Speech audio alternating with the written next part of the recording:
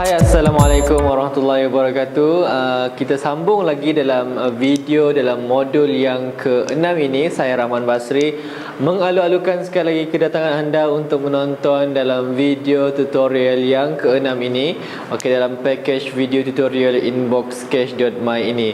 Jadi saya harap dengan video-video dalam modul sebelum ini telah pun membantu anda untuk anda memahami dengan jelas bagaimana sebenarnya email marketing mampu untuk membantu anda dalam pemasaran online anda. Okey, ini kerana jika anda lihat, jika anda tengok balik kepada setiap modul yang saya terangkan kepada anda, saya telah pergi setiap satu persatu daripada asas kepada intermediate, dan sekarang ni kita telah masuk kepada fasa yang sedikit advance ataupun sedikit lebih tinggi sedikit. Ini kerana dalam modul yang ke-6 ini saya akan fokuskan kepada anda, di mana saya akan dedahkan kepada anda bagaimana sebenarnya strategi untuk anda menulis email follow up. Okey, berbeza sedikit dengan modul yang kelima, di mana dalam modul yang kelima saya lebih memfokuskan kepada format penulisan email.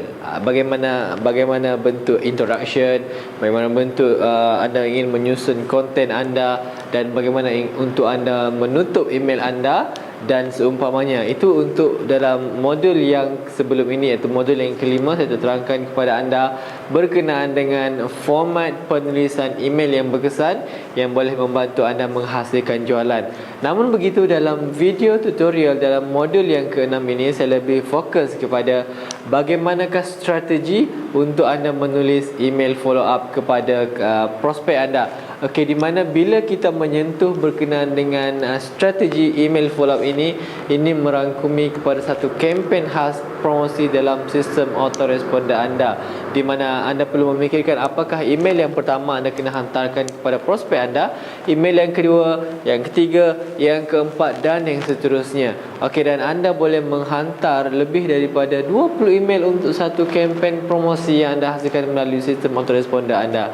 Dan ini bergantung kepada kesesuaian produk yang anda ingin promosikan, dan bergantung kepada masa yang anda miliki untuk anda merangka email promosi untuk anda promosikan kepada prospek anda dalam sistem autoresponder anda. Okey, jadi dalam video ini juga saya akan detailkan kepada anda bagaimana sebenarnya cara untuk anda menulis email follow up dengan berkesan, dan saya akan dedahkan juga kepada anda apakah beberapa jenis kaedah menulis email secara berkesan, yang mana ini adalah antara jenis-jenis email, strategi email yang biasa saya gunakan, dan saya lihat bila saya buat kajian dan analisis, ini juga yang biasa digunakan oleh beberapa pakar-pakar usahawan internet, tak kira dalam lokal ataupun dalam Malaysia sendiri, bahkan di luar negara juga mereka menggunakan konsep strategi yang lebih kurang sama dengan apa yang bakal saya dedahkan kepada anda semua pada hari ini.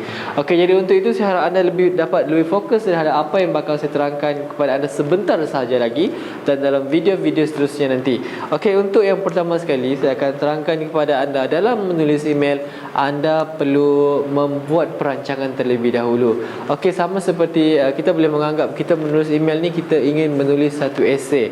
Namun esei di sini bukanlah kita menulis esei yang terlalu panjang. Namun begitu, dalam email ni kita kena tahu apakah sebenarnya orang kata flow, carta alir dia. Email pertama dia kena apa, email kedua apa, apakah maklumat-maklumat yang kena ada dalam email kedua untuk memastikan email kedua masih lagi berkait rapat dengan email pertama, dan begitulah yang selanjutnya. Jadi untuk itulah dalam video ini, dalam modul yang ke-6 ini saya akan lebih memfokuskan, lebih menitik beratkan berkaitan dengan bagaimana sebenarnya cara untuk anda menulis email follow up yang bersiri ataupun email siri promotion kepada prospek anda. Okey, jadi dalam apa yang saya buat dalam email marketing, apa yang biasa saya buat ialah dalam merangka email follow up, saya lebih suka untuk menghasilkan satu rangka dipanggil sebagai email timeline. Okey, email timeline kita boleh lihat seperti ini. Okey, email timeline. Okey,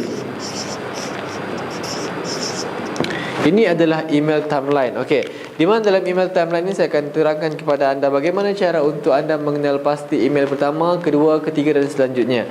Okey, dalam email timeline ini anda perlu ada satu timeline macam ini, okey. Dan di sinilah anda perlu mengenal pasti berapakah jumlah email yang anda ingin hantarkan untuk satu promosi produk-produk tertentu.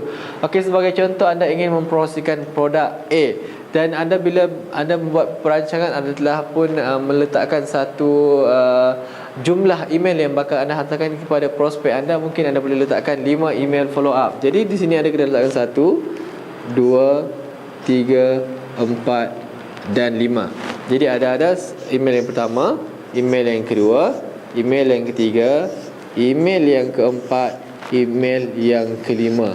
Okey, dan ini bergantung kepada anda, bergantung kepada kesesuaian anda. Anda tidak perlu rasa adakah perlu setiap email follow up perlu ada jumlah 5. Tak, sebenarnya ini bergantung kepada kesesuaian produk anda tersebut dan bergantung kepada kreativiti anda sendiri. Okey, untuk itu sebenarnya saya akan lebih detailkan perkara ini. Apakah email yang pertama anda kena isi, email yang kedua apakah maklumat yang perlu ada dalam email kedua tersebut, dan begitu juga yang selanjutnya dalam video yang seterusnya nanti. Cuma dalam video ini apa yang saya nak tekankan kepada anda, bagaimana sebenarnya cara untuk anda meletakkan interval day di antara hari untuk email yang pertama dengan email kedua, berapa jarak yang sesuai untuk anda letakkan, dan begitu juga di antara email yang ke email yang ketiga, berapakah jarak masa yang anda perlu tetapkan dalam sistem autoresponder anda, dan bagaimana cara untuk anda melakukan promosi dengan lebih berkesan lagi. Okey, ini adalah antara tips yang anda boleh mungkin gunakan sebagai rujukan. Okey, biasanya email yang pertama kita akan hantarkan pada hari ataupun serta-merta selepas sahaja subscriber anda ataupun prospek anda memasukkan nama dan email mereka dan mereka telah mendapatkan link download produk yang anda ingin berikan secara percuma. Jadi email pertama biasanya kita akan berikan serta-merta. Okey, serta-merta. Okey, serta-merta ni bermaksudnya adalah pada hari yang pertama. Okey, hari yang pertama.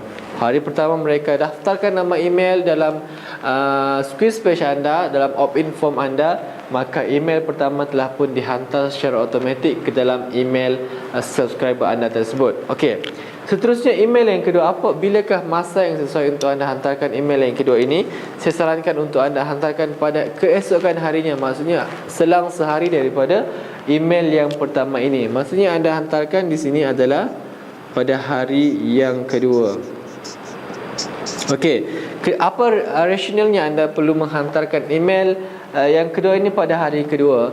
Ialah apabila anda menghantarkan email tersebut pada hari kedua, biasanya prospek anda yang baru mengenali anda pada hari semalam, dan bila anda follow up hari yang kedua berikutnya, maka mereka akan dapat set dekat minda mereka bahawa anda adalah seorang yang aktif ataupun anda seorang yang boleh dihubungi, kerana anda telah pun menghubungi mereka dalam tempoh 2 hari tersebut, hari pertama dan hari kedua anda masih lagi follow up kepada mereka ini. Okey, seterusnya pada hari yang ketiga ataupun pada email yang ketiga, anda mungkin boleh membuat selang beberapa hari selepas email yang kedua ini, barulah anda hantarkan email yang ketiga.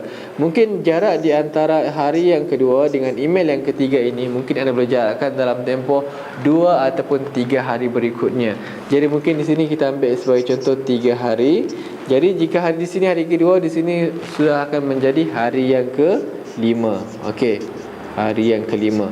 Jadi anda perlu set dekat sistem autoresponder anda. Anda perlu letakkan untuk email yang ketiga ini akan dihantar pada hari yang kelima. Okey, dan begitu juga untuk email yang keempat. Okey, mungkin anda boleh hantarkan email keempat ini. Okey, jarak di antara email yang ketiga dan email yang keempat anda boleh jarakkan juga, boleh ambil dalam tempoh 3 ataupun 4 hari. Okey, biasanya kita akan letakkan 3 hari dahulu untuk email-email di ruangan ini yang pertama sekali. Okey, dan jika kita ambil 3 hari, ini bermaksud ini adalah pada hari yang ke-8. 5 campur 3 akan jadi hari ke-8. Ini bermaksud anda kena set dekat sistem autoresponder anda, email follow up yang keempat ini harus dihantar pada hari yang ke-8. Okey, dan seterusnya pada email yang terakhir ataupun email yang ke-5 ini, mungkin anda boleh hantarkan, terpulang kepada anda sama ada ingin menjarakkan 3 hari ataupun mungkin anda boleh letakkan 1 hari, bergantung kepada kreativiti anda. Ini bermaksud selepas hari ke-8 ni, maksudnya pada hari yang ke-9 anda hantarkan satu lagi email kepada prospek anda ini. Okey.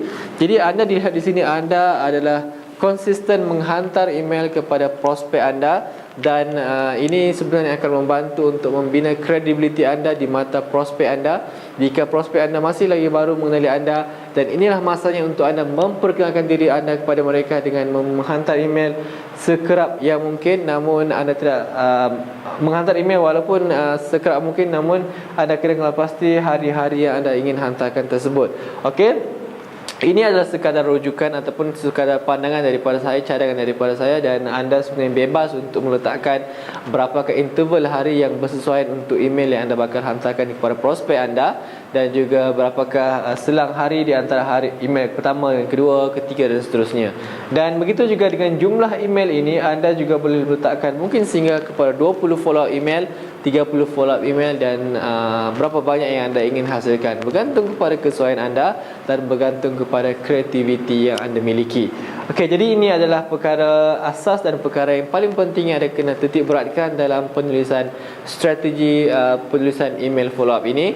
Okey, dan seterusnya juga dalam video yang akan datang nanti, dalam modul yang ke-6 ini, di mana saya akan tekankan kepada anda beberapa lagi kaedah ataupun beberapa lagi cara marketing yang anda boleh hasilkan melalui penulisan email follow up ini. Okey, antaranya mungkin saya akan terangkan kepada anda bagaimana cara untuk anda menghasilkan urgency email, di mana dengan menggunakan urgency email ini biasanya akan membantu anda untuk menghasilkan jualan yang berkali-kali ganda daripada biasa dengan adanya urgency email dalam penulisan email follow up anda. Dan yang keduanya, anda juga akan belajar bagaimana anda ingin menulis educational email, di mana anda ingin berikan education terhadap prospek anda tapi dalam bentuk email, dan email tersebut dapat membantu anda untuk menghasilkan jualan. Dan saya akan terangkan apakah elemen-elemen penting yang perlu ada dalam educational email tersebut. Dan begitu yang ketiga, saya akan terangkan kepada anda apakah yang dikenali sebagai testimonial email, yang mana dalam testimonial email ini bagaimana ia boleh membantu untuk meningkatkan jualan anda kelak.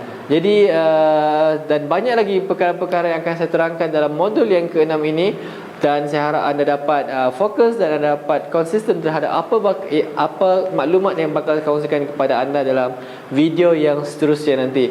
Jadi bertemu dalam video yang seterusnya dalam tutorial bagaimana untuk anda menulis email follow up dengan lebih berkesan lagi. Jadi bertemu dalam video yang seterusnya. Assalamualaikum dan salam hormat.